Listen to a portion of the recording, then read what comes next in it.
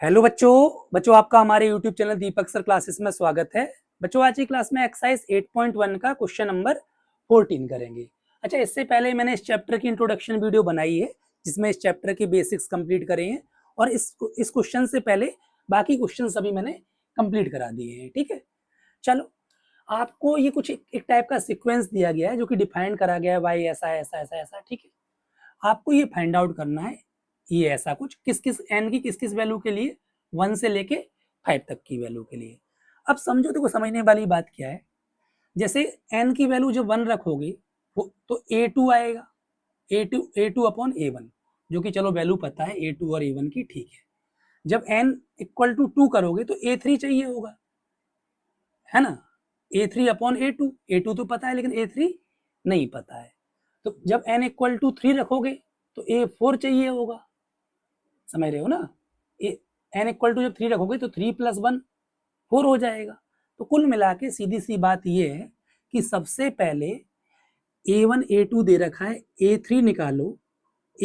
कम कहाँ तक निकालो, हमें चाहिए होगा जब जैसे A5, जब n, समझना मेरी बात, n5 रखोगे A6 तक, क्योंकि 5 + 1 A6 हो जाएगा। यानी A3 से लेके A6 तक की हम पहले वैल्यू निकालेंगे। कैसे निकालेंगे, इसमें रख के, जैसे n की जगह से 3 रखता हूं तो ये आपका हो जाता है A2 + A1। समझ में आ रहा है, A2 की वैल्यू और A1 की वैल्यू, दोनों की वैल्यू कितनी है, दोनों की वैल्यू 1 1 है। तो A3 कितना आ गया, A3 2 आ गया। ऐसे ही A4 निकालते हैं इसमें n की जगह रखकर, तो A3 हो जाएगा 4 - 1 3 और 4 - 2 2। यानी एक कॉन्सेप्ट सा समझ में आ गया कि A3 जो होगा A2 + A1, A4 जो होगा A3 + A2। समझ में आ रहा है, मतलब पीछे कम कर दो। ठीक है, समझ में आ गया। A3 2 है और A2 1 है, यानी A4 हमारा 3 होगा। A5 इसी तरीके से जब रखोगे तो A4 + A3, A4 3 है और A4 3 है और A3 कितना है 2 है, तो A5 आ गया 5 आ गया। ठीक है, समझ में आ रहा है। अब ऐसे ही A6 निकाल लेते हैं, क्योंकि हमें मैक्सिमम A6 तक चाहिए ना, क्योंकि जब n 5 रखोगे तो 5 + 1 6, यानी A6 तक निकालना है। तो A6 A5 + A4 इसमें रखने से, ठीक है, मैं अपनी मर्जी से नहीं कर रहा हूं।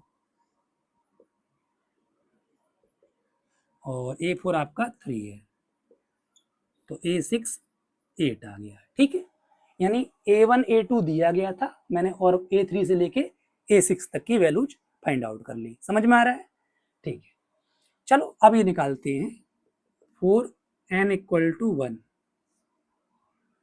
1 + 1 अपॉन A1, ये A2 हो गया, A2/A1 यानी 1/1। ठीक, 4n = 2, n की जगह 2 रखेंगे, 2 + 1, ठीक, अपॉन A2 यानी A3 हो गया, अपॉन A2। A3 हमारा कितना है, A3 2 है और A2 1 है, जो कि दिया गया था। समझ में आ रहा है, ठीक है।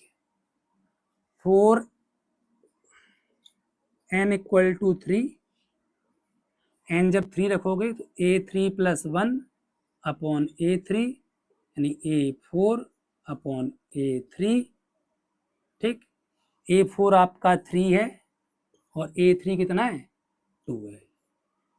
समझ में आ रही है, चीजें आसान है बस, और कुछ नया काम नहीं कर रहा हूं, बस रखते चलो होता चला जाएगा। n = 4 पर ध्यान समझना, A4 + 1 upon A4, A5 upon A4। ठीक, A5 हमारा 5 है और A4 3 है, तो 5/3। समझ में आ रहा है इतना, ठीक है। अब n = 5 पर और देख लेते हैं। A5 + 1 अपॉन A5 यानी A6 अपॉन A5। A6 हमारा 8 है और A5 कितना है 5 है। तो 8/5। ठीक है, आपको बस यही निकालना था कि n की डिफरेंट डिफरेंट वैल्यू पर ये वैल्यूज फाइंड आउट करनी थी।